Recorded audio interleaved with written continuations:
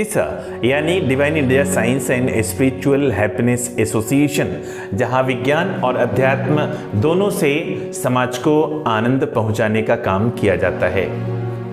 ज्ञान यज्ञ की श्रृंखला चल रही है अभी और आप सब उसमें साथ दे रहे हैं। आप सभी दिव्यात्माओं को मैं नमन करता हूं, बधाई देता हूं, धन्यवाद देता हूं। आज का विषय है कर्म की स्वतंत्रता। कर्म की स्वतंत्रता। समस्त योनियों में से केवल मनुष्य योनि ही ऐसी योनि है जिसमें मनुष्य कर्म करने के लिए पूर्ण रूप से स्वतंत्र है। ईश्वर की ओर से मन, बुद्धि, चित्त, अहंकार आदि इसलिए प्रदान किए गए हैं कि वह प्रत्येक काम को मानवता की कसौटी पर कसे और बुद्धि से तौल कर मन से मनन करके इंद्रियों द्वारा पूरा करे। मनुष्य का यह अधिकार जन्म सिद्ध है।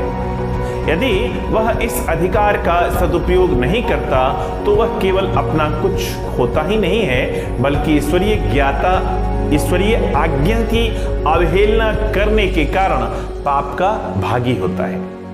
कर्म करना मनुष्य का अधिकार है, परंतु इसके विपरीत कर्म को छोड़ देने में वह स्वतंत्र नहीं है। किसी प्रकार भी कोई प्राणी कर्म किए बिना नहीं रह सकता। यह हो सकता है कि जो कर्म उसे नहीं करना चाहिए उसका वह आचरण करने लगे। ऐसी अवस्था में स्वभाव उसे जबरदस्ती अपनी ओर खींचेगा और उसे लाचार होकर यंत्र की भांति कर्म करना पड़ेगा।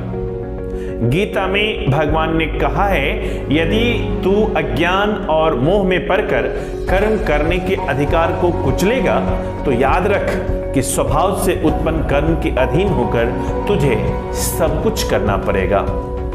ईश्वर सब प्राणियों के हृदय प्रदेश में बसा हुआ है और जो मनुष्य अपने स्वभाव तथा अधिकार के विपरीत कर्म करते हैं उनको यह माया का डंडा लगाकर इस प्रकार घुमा देता है जैसे कुम्हार चाक पर चढ़ाकर एक मिट्टी के बर्तन को घुमाता है।